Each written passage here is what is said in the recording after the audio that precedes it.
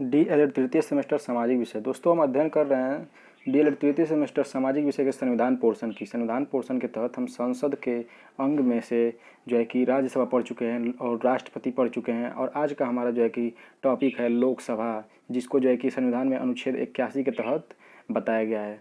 तो आइए जानते हैं कि लोकसभा क्या है।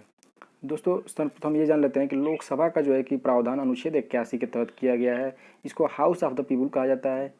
लोकसभा को निम्न सदन कहा जाता है। जैसा कि हमने पढ़ा कि राज्यसभा को क्या कहते हैं, उच्च सदन कहा जाता था। लोकसभा को क्या कहा जाता है, निम्न सदन कहा जाता है। इसको अस्थायी सदन कहा जाता है क्योंकि हमने क्या पढ़ा है कि लोकसभा को भंग किया जा सकता है। जो राज्यसभा तो अस्थायी सदन था, उसको भंग नहीं किया जा सकता है, परंतु लोकसभा को क्या किया जा सकता है, भंग किया जा सकता है। इसीलिए इसको अस्थायी सदन कहा जाता है। लोकप्रिय सदन, इसका आशय यह है कि लोकसभा में जो मेंबर आते हैं, जिनको एमपी या मेंबर ऑफ पार्लियामेंट कहा जाता है, जो सांसद चुन के आते हैं, जिनका चुनाव हम प्रत्यक्ष रूप से वोटिंग के माध्यम से करते हैं, वोट देकर। होता क्या है कि ऐसा माना जाता है कि वो लोग अपने जो है कि क्षेत्र के काफ़ी लोकप्रिय लोग होते हैं। परंतु तभी तो भाई मान लीजिए कि आपके संसदीय क्षेत्र से अगर कोई चुनाव लड़ने के लिए तो कई लोग होते हैं, कई लोगों की पार्टियों के लोग होते हैं। कुछ लोग जो है कि बिना पार्टी के निर्दल लड़ते हैं, परंतु जीतता वही है जो काफ़ी ज़्यादा लोकप्रिय होता है। परंतु ऐसा अब देखने को नहीं मिलता है। अब बहुत लोग ऐसे जो है कि कैंडिडेट भी जीत जा रहे हैं जो लोकप्रिय नहीं रह रहे हैं, बस पार्टी के नाम पे जो है कि जीत जा रहे हैं। और लोगों को, यहाँ तक कि लोगों को तो नाम भी नहीं पता चल पा रहा है कि हमारे यहाँ से सांसद कौन है। आइए इसी क्रम में आगे बढ़ते हैं। लोकसभा का गठन जो है कि 17 अप्रैल 1952 को हुआ था। पहली बैठक 13 अप्रैल 1952 को। लोकसभा के जो प्रथम अध्यक्ष थे जीवी मावलंकर, गणेश वासुदेव मावलंकर थे। आइए लोकसभा के सदस्यों की संरचना देखते हैं। सर्वप्रथम ये भी जान लेते हैं कि इसको भावनाओं का सदन भी कहा जाता है क्योंकि जो लोकसभा में जिसकी जो है कि सरकार होती है, वो लोगों से जो है कि प्रत्यक्ष रूप से उनकी भावना जुड़ी होती है। लोगों को ये लगता है कि हमारी सरकार है, ये जो है कि इसमें जो है कि लोकसभा में हमारे जो है कि इतने सांसद हैं, ये है, तो इसीलिए इसको भावनाओं का सदन भी कहा जाता है। आइए सदस्य की संरचना देखते हैं लोकसभा की। तो अधिकतम सीटों की संख्या 552 है, जिसमें जो है कि 530 निर्वाचित जो आते हैं राज्यों से, और संघीय क्षेत्र अर्थात केंद्र शासित प्रदेश से 20 आते हैं, और 2 आंग्ल भारतीय अर्थात जो अंग्रेज थे भारतीय हो चुके हैं, उनको राष्ट्रपति द्वारा मनोनीत किया जाता है। वर्तमान में सीटों की संख्या देखेंगे 545 है, जिसमें 530 जो आते हैं राज्यों से आते हैं, और 13 आते हैं केंद्र शासित प्रदेश से, और 2 आंग्ल भारतीय जो कि अंग्रेज थे भारतीय हो चुके हैं, उनको जो है कि राष्ट्रपति मनोनीत करते हैं। और इनका जो है कि प्रावधान अनुच्छेद 331 में किया गया है। आइए लोकसभा के सदस्यों का चयन देखते हैं। जैसा कि हम सभी जानते हैं कि प्रत्यक्ष रूप से होता है, हम ही लोग वोटिंग करते हैं। अभी 2019 में ही चुनाव हुआ था, जिसको हम प्रधानमंत्री चुनाव के नाम से जानते हैं। सांसद को हम चुनते हैं, उन्हीं की चुनाव की यहाँ बात हो रही है। लोकसभा में जो है कि वही जाते हैं मेंबर ऑफ पार्लियामेंट, जिनको एमपी कहा जाता है, सांसद कहा जाता है। सार्वभौम मताधिकार अर्थात इसका आशय यह है कि सभी को मत देने का अधिकार है, बशर्ते 18 प्लस होना चाहिए। 18 से अधिक जो है कि उनकी आयु होना चाहिए और निर्वाचन कार्ड होना चाहिए। एक और जो है कि एक वोटिंग सिस्टम है, first past the past system.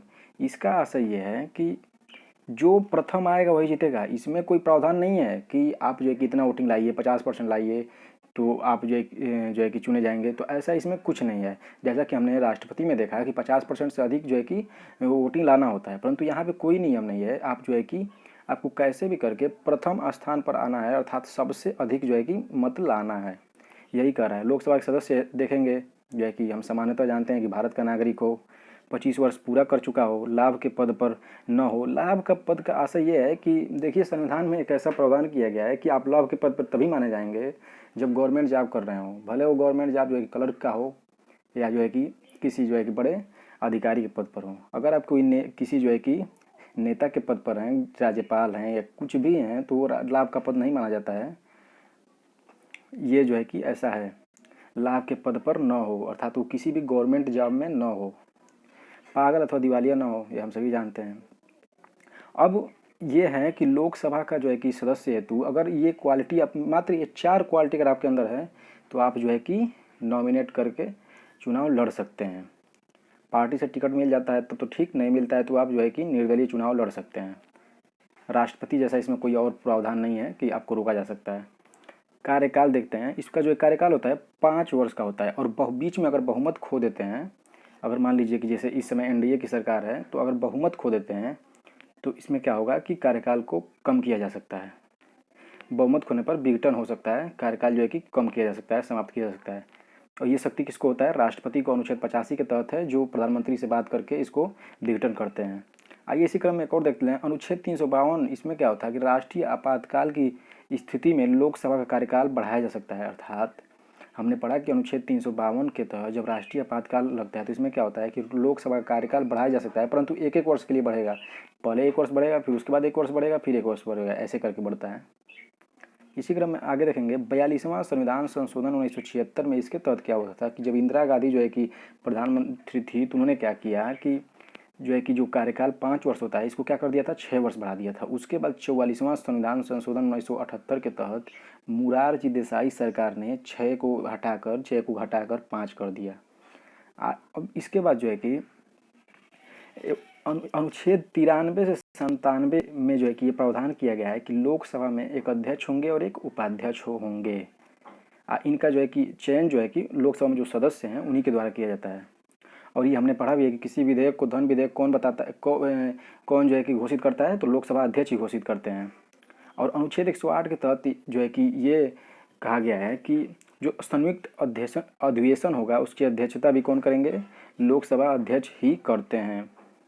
अब बात आती है कि त्यागपत्र, मान लीजिए लोकसभा अध्यक्ष को त्याग देना है तो किसको देंगे, तो जो उपाध्यक्ष होते हैं उनको देंगे। और मान लीजिए उपाध्यक्ष को जो कि त्यागपत्र देना है तो किसको देंगे, तो वो जो है कि लोकसभा अध्यक्ष को देंगे। ये जो है लोकसभा अध्यक्ष जो है कि लोकसभा उपाध्यक्ष को देंगे, लोकसभा उपाध्यक्ष जो है कि लोकसभा अध्यक्ष को देंगे।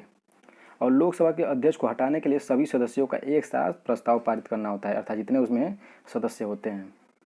आइए लोकसभा में आरक्षण की बात करते हैं। लोकसभा में जो है कि अनुच्छेद 330 के तहत अनुसूचित जातियों के लिए आरक्षण की बात की गई है। 84 सीट जो है कि आरक्षण है, 84 सीट जो है कि आरक्षित है उन लोगों के लिए। केवल जो है कि उस पर अनुसूचित जाति के लोग ही जाएंगे। इसीलिए जो टिकट बंटता है वो इसी हिसाब से बंटता है कि 84 सीटें अनुसूचित जातियों को दिया जाए और जनजाति को 47 सीट दिया जाए।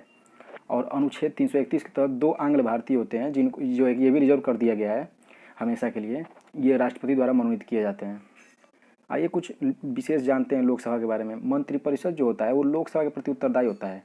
भाई बिल्कुल उत्तरदायी होगा ना, क्योंकि जो ये मंत्रिमंडल का जो गठन होता है, मान लीजिए सरकार बनती है, वो किससे बनता है भाई, राज्यसभा में सांसद हो। राज्यसभा में जो है कि सदस्य आपके ज़्यादा हो गए तो सरकार नहीं बनेगी। होता क्या है कि लोकसभा में जो है कि अगर आपका जो है कि सांसद अधिक होते हैं तभी आपकी सरकार बनती है। जो कि इस समय हम देख रहे हैं एनडीए की सरकार है तो लोकसभा में बहुमत है, लोकसभा में बहुमत होने पे ही जो है कि सरकार बनेगी। इसीलिए दिखा रहा है कि लोकसभा के प्रति उत्तरदायी होता है। इसके बाद आते हैं सरकार बनाने के लिए सदैव लोकसभा में बहुमत होना चाहिए। वही हमने समझा कि सरकार बनाने के लिए सदैव लोकसभा में बहुमत होना चाहिए।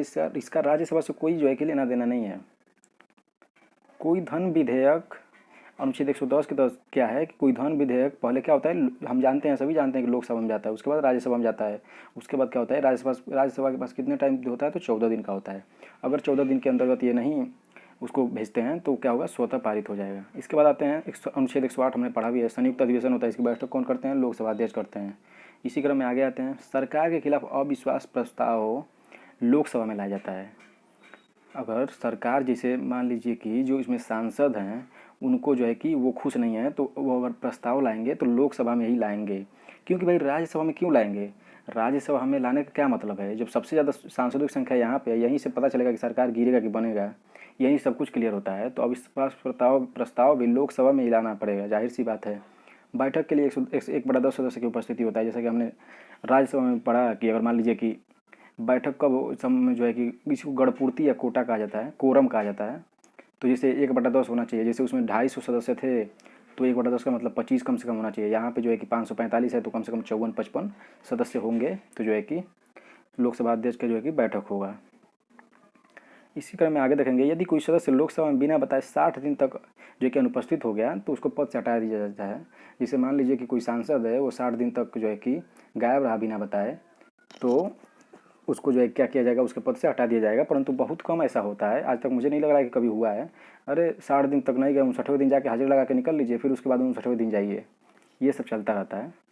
अनुच्छेद 120 के तहत क्या है कि हिंदी या अंग्रेजी में संसदीय कार्य होता है। अनुच्छेद 120 में प्रावधान किया गया है कि हिंदी या अंग्रेजी में भी संसदीय कार्य हो सकता है और अगर अध्यक्ष अनुमति दे दें तो मातृभाषा में भी विचार किया जा सकता है। इसी क्रम में आगे आएंगे। 61वें संविधान संशोधन के तहत 1989 में क्या किया गया, लोकसभा में मतदान की आयु जो थी, पहले क्या था 21 वर्ष था, उसको घटाकर 18 वर्ष किया गया। और एक वर्ष में कम से कम जो है कि संसद की बैठक 2 बार आवश्यक है। और संसद का जो पहला घंटा लगता है वो 11 बजे से लेकर 12 बजे तक 12 बजे के बीच होता है, उसको क्या बोलते हैं, प्रश्नकाल। इसमें अर्थात केवल प्रश्न संबंधित कार्य किए जाते हैं 11 बजे से लेकर 12 बजे तक। जो है कि ये प्रश्न बनता है कि जो संसद का पहला जो है कि घंटा होता है 11 बजे से 12 बजे तक, उसको क्या कहा जाता है, तो प्रश्नकाल कहा जाता है। और दूसरा जो होता है उसके बाद 12 बजे के बाद जो समय होता है उसको शून्यकाल कहा जाता है। आइए इसी क्रम में आगे देखेंगे। जो संसद के सत्र में जो है कि वर्ष में कितने, संसद का जो सत्र होता है वर्ष में कितनी बार आयोजित होता है, तो 3 बार आयोजित होता है। बजट सत्र हमको पता है कि जल्द ही आयोजित हुआ था बजट सत्र, हमने सुना भी था, फरवरी के समय, फरवरी से लेकर मई तक इसका समय होता है। एक होता है, दूसरा होता है मानसून सत्र, जुलाई से सितंबर के बीच इसको आयोजित किया जाता है। शीतकालीन सत्र होता है नवंबर से दिसंबर के बीच। इसी क्रम में आगे देखेंगे। धन विधेयक तथा संविधान संशोधन के संबंध में संयुक्त अधिवेशन नहीं बुलाया जा सकता है। अर्थात धन विधेयक और संविधान संशोधन का अगर मामला होगा तो उसमें संयुक्त अधिवेशन बुलाने की आवश्यकता नहीं है। लोकसभा के सदस्यों को शपथ कौन दिलवाता है, तो प्रोटेम स्पीकर, अर्थात प्रोटेम स्पीकर भाई लोकसभा अध्यक्ष उन्हीं को कहते हैं। और हम सभी जानते हैं कि प्रथम लोकसभा अध्यक्ष कौन थे, तो जीवी मावलंकर अर्थात गणेश वासुदेव मावलंकर थे। और उनकी नियुक्ति कौन करता है, तो राष्ट्रपति करते हैं। आइए जानते हैं लोक लेखा समिति का अध्यक्ष, लोक लेखा समिति के अध्यक्ष का मनोनयन कौन करते हैं, तो लोकसभा अध्यक्ष करते हैं। ये जो है कि ये लोक लेखा समिति एक बनाया गया है, उसके अध्यक्ष का मनोनयन लोकसभा अध्यक्ष ही करते हैं। और इसमें कुल मिलाकर कुल 22 सदस्य होते हैं, 15 जो है कि लोकसभा के सदस्य होते हैं और 7 राज्यसभा के सदस्य होते हैं। और उसी में एक सबसे बड़ी संसदीय समिति बनाया गया होता है जिसको प्राक्कलन समिति कहते हैं। इसमें जो है कि लोकसभा के 30 सदस्य से मिलकर बना होता है, सबसे बड़ी जो है कि समिति इसको माना जाता है। और लोक लेखा समिति को जो है कि लघु लोकसभा भी कहते हैं। आइए कुछ महत्वपूर्ण बिंदु देखते हैं। प्रथम लोकसभा अध्यक्ष कौन थे, तो जीवी मावलंकर, जिनको हम जानते हैं गणेश वासुदेव मावलंकर थे, जो है कि ये 1952 से 1956 तक रहे। उसके बाद प्रथम महिला लोकसभा अध्यक्ष कौन थी, तो मीरा कुमार। याद रहे, मीरा कुमारी नहीं, मीरा कुमार नाम है इनका। वर्तमान में लोकसभा अध्यक्ष कौन है, तो ओम बिरला हैं। इसमें उपाध्यक्ष का जो है कि पद खाली है, उपाध्यक्ष का पद क्या है, खाली है जो है कि। और विपक्ष के नेता का भी पद क्या है, खाली है। और लोकसभा की जनरल सेक्रेटरी हैं जो है कि स्नेहलता श्रीवास्तव, ये महासचिव भी हैं। और जो है कि लोकसभा की सर्वाधिक सीटें कितनी हैं, तो सबसे ज़्यादा का कितनी है यहाँ पे, यूपी में ही है, यूपी में 80 सीटें हैं। इसीलिए जो है कि चुनाव का बिगुल सबसे ज़्यादा कहाँ बचता है, उत्तर प्रदेश में बचता है। सभी पार्टियाँ चाहती हैं कि सबसे ज़्यादा भाई सांसद ही जो है कि निर्धारित करते हैं कि केंद्र में सरकार किसका बनेगा। जो एमपी ये निर्धारित करते हैं, केंद्र में पूरे भारत में समझ लीजिए शासन करना होता है। इसीलिए जो सबसे ज़्यादा जो है कि चुनाव में जो है कि रैलियाँ जो है कि इसी में किया जाता है। और यूपी में सबसे ज़्यादा क्यों किया जाता है, क्योंकि 80 सीटें हैं भाई, 80 सीटें हैं। कुछ ऐसे राज्य मिलेंगे जहाँ एक एक सीटें हैं, जैसे गोवा ले लीजिए, वहाँ 2 है, मणिपुर में 2 माना जाता है, त्रिपुरा में जो है कि 2 है, सिक्किम में 1 है, नागालैंड में 1 है, मिजोरम में 1 है। इससे आप क्या अंदाज़ा लगा रहे हैं, सोच रहे हैं कि यहाँ पे 80 है, वहाँ पे 1-1 है। सामान्यतः देखा जाता है कि एक जिला में जो है कि 1 सीट होता है सांसदी का। खैर ये जिला से जो है कि जिला और क्षेत्र से इसका आवंटन नहीं होता है, इसका आवंटन होता है जनसंख्या से। तो सोचिए हमारे यहाँ मान लीजिए कि मऊ में 1 सांसद घोसी लोकसभा क्षेत्र है और 80 है, और जब अभी चले जाएंगे आप मिजोरम में तो केवल जो है कि 1 ही सीट मिलेगा। आप सोचिए हमारे 1 जिला के बराबर जो है कि पूरा मिजोरम राज्य है।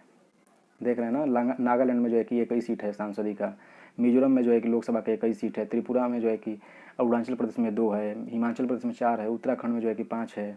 सबसे ज़्यादा उत्तर प्रदेश में 80 है, महाराष्ट्र में जो है कि 48 है, आंध्र प्रदेश में 42 है, पश्चिम बंगाल में 42 है, बिहार में जो है कि 40 है, तमिलनाडु में 39 है।